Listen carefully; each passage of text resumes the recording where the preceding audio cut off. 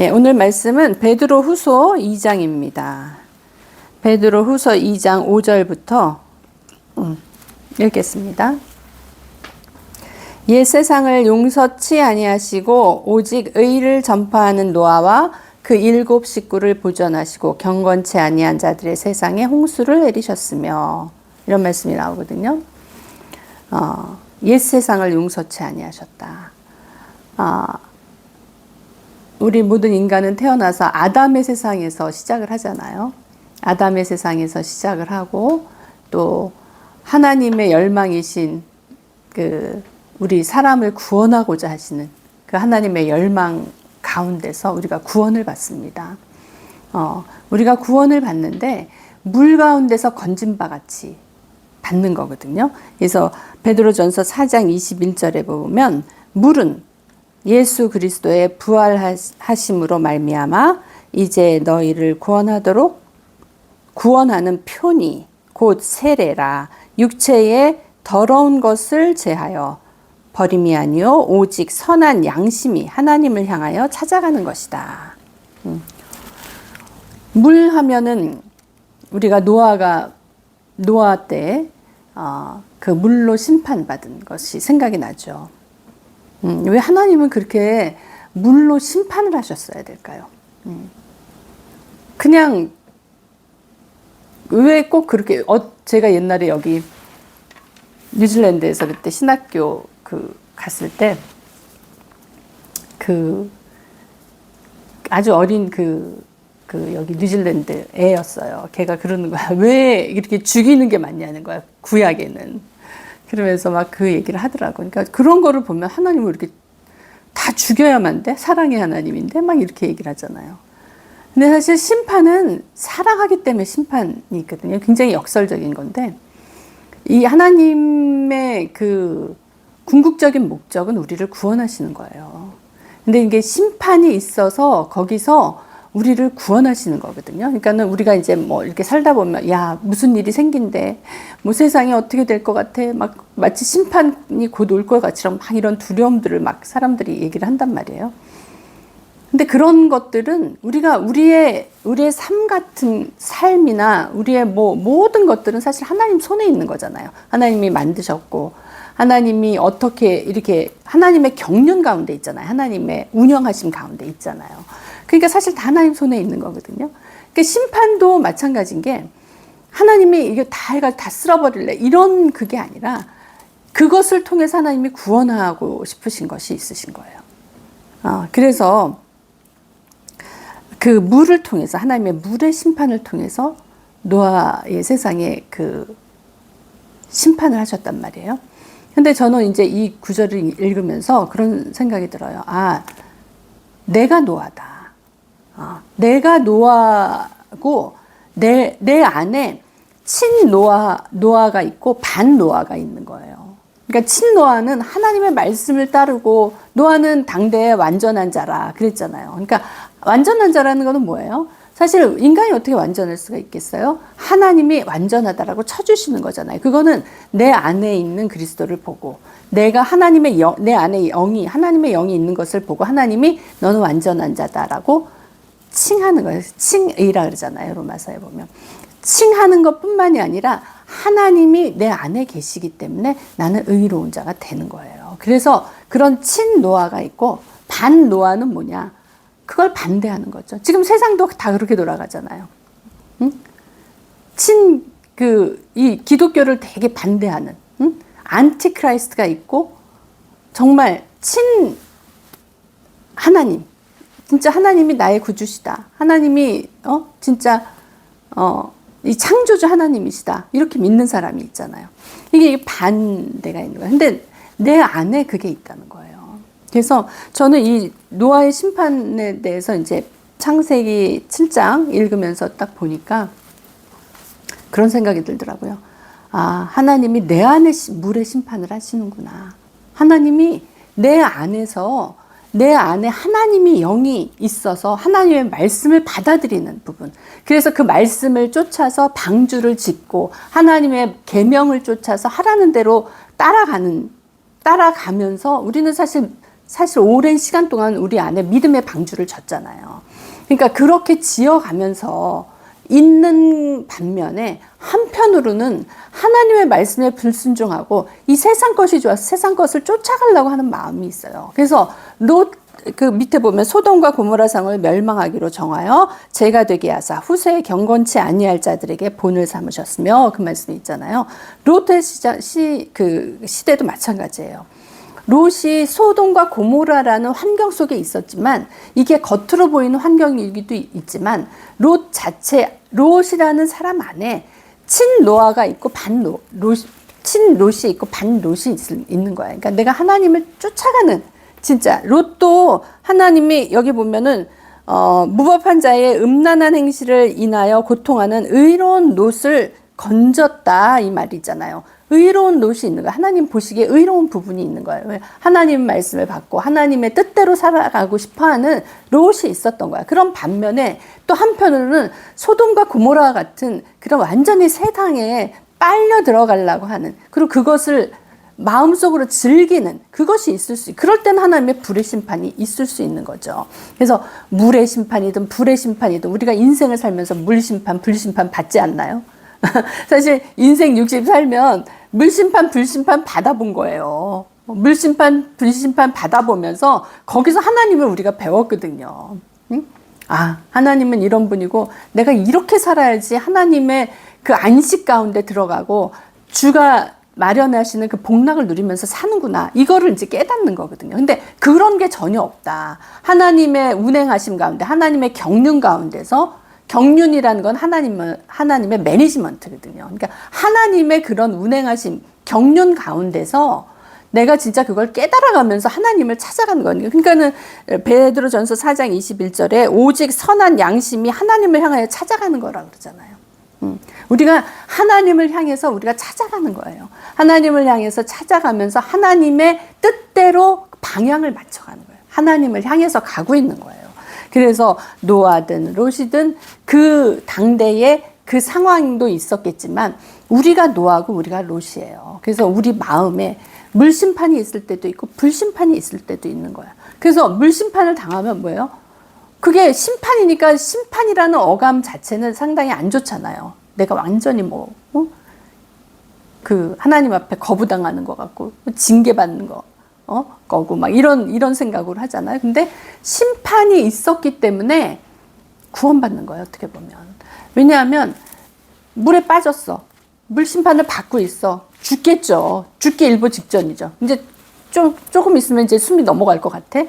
근데 그때 내가 하나님 잡을 수 있는 거예요. 언제든지 하나님은 손을 오픈하고 우리를 잡아줄 마음이 있으시잖아요. 그래서 하나님은 믿음의 결국은 구원이라 그랬잖아요. 그러니까 우리가 믿음으로 하나님을 잡으면 결국 구원 받는 거거든요. 그러니까 손을 내밀고 계신데 우리가 그 손 잡으면 되는 건데, 내가 그 손을 잡느냐 안 잡느냐 어떻게 할 거예요? 잡으면 구원이에요. 그러니까 확실하게 우리가 구원받는 방법일 수 있는 거예요. 근데 우리가 그거를 심판받는다, 징계받는다, 환난받는다 이렇게만 생각을 하면 하나님의 경륜 가운데서 이루어지지가 않는 거지.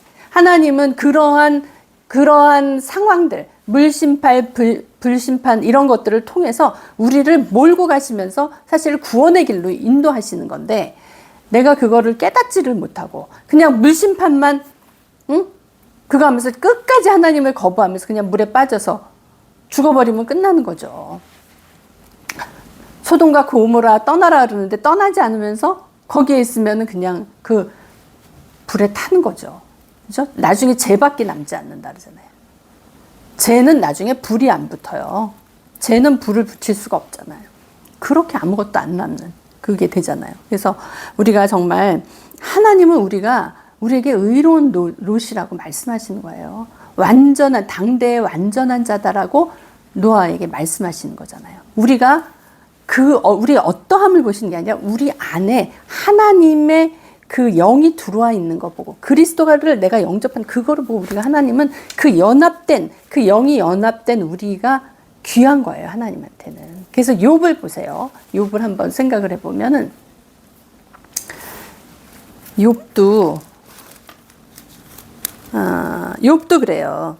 욥도 그때 당시에 완전하다 막 그랬거든요. 욥이 욥의 1장 8절에 보면 어떻게 나오냐면 여호와께서 사단에게 이르시되 내가 내 종 욥을 유의하여 보았느냐 그와 같이 순전하고 정직하여 하나님을 경외하며 악에서 떠난 자가 세상에 없느니라. 하나님이 이렇게 정의를 내리셨어요, 욥한테. 그러니까 하나님 우리를 그런 눈으로 보고 우리가 그런 사람인 거를 하나님이 인정을 하시는 거야. 근데 그럼에도 불구하고 하나님이 원치 않은 그 악의 세상에 있다 했을 때 욥을 테스트하는 시간들이 있잖아요. 근데 이때 사용된 그게 뭐냐면 사단을 사용하시는 거예요. 사단을 통해서 욥을 계속 검증하게 되잖아요. 사단이 얼마나 얘기를 해요. 근데 사단이 얘기하는 게 또 틀리지 않은 말들도 많아요. 근데 욥은 계속 자기가 변론하면서 나가는데 마지막에 욥이 뭐라 그러냐면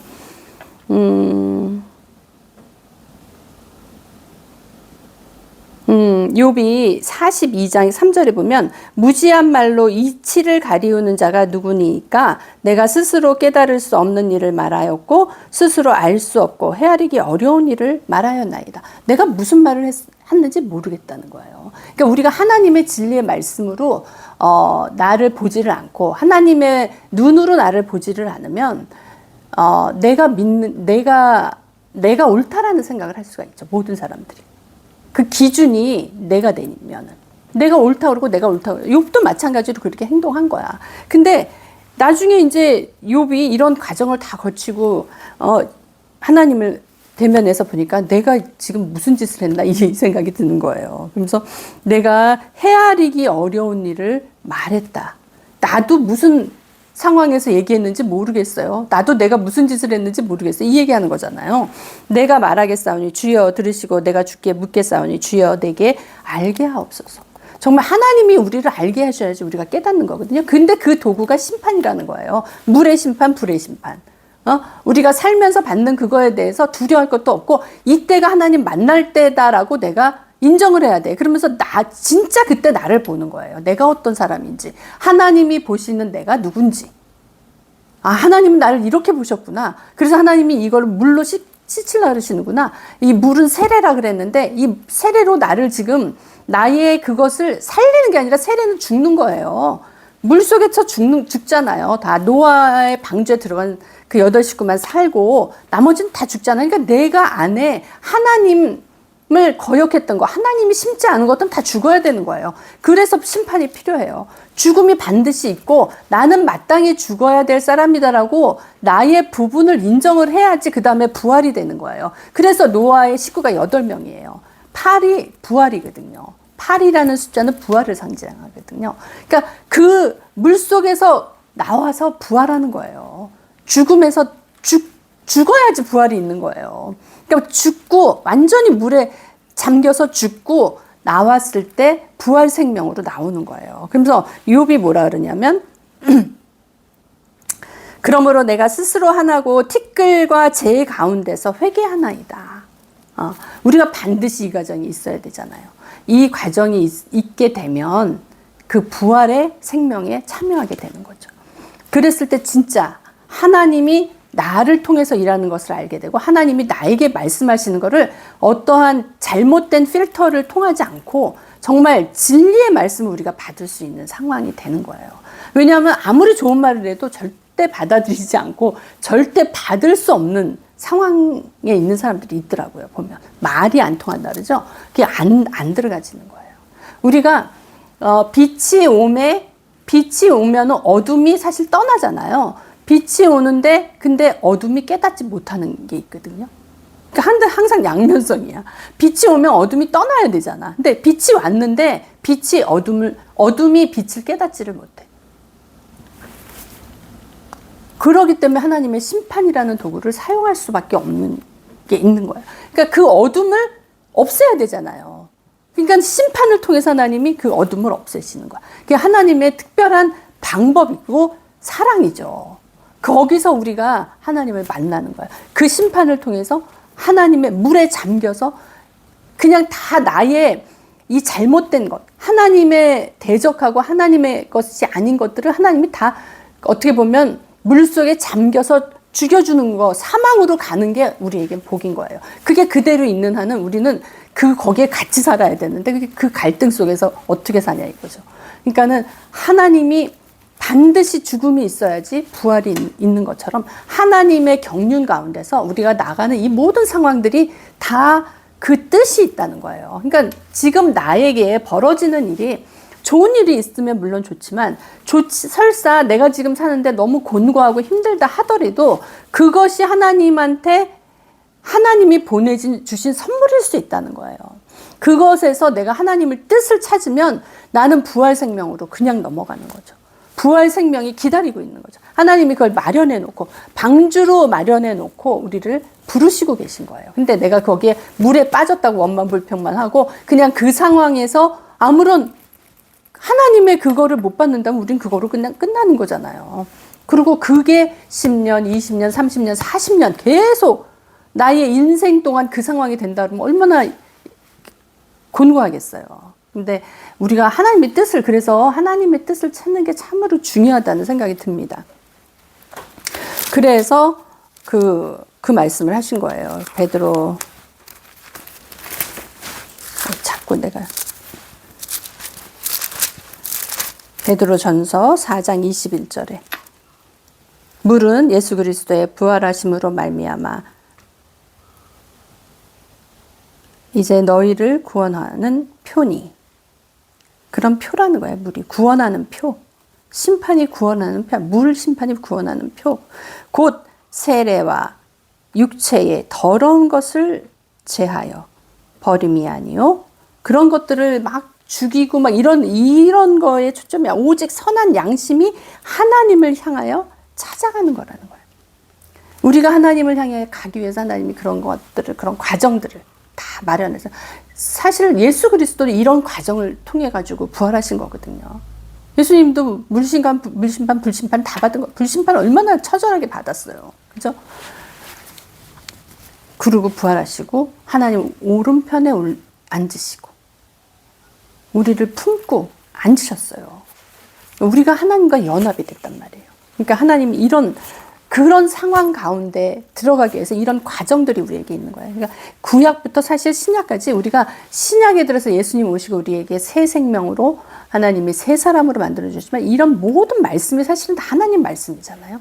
율법이라 해서 율법으로만 치부할 게 아니라 사실 하나님이 우리의 양심이, 우리의 선한 양심이 하나님을 향해 찾아가도록 그걸 다 안배하신 거거든요.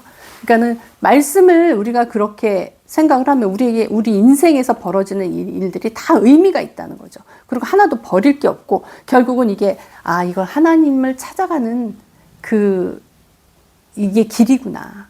응? 하나님이 이 길을 다 만들어 놓으셨구나. 내가 이것을 순순히 가느냐.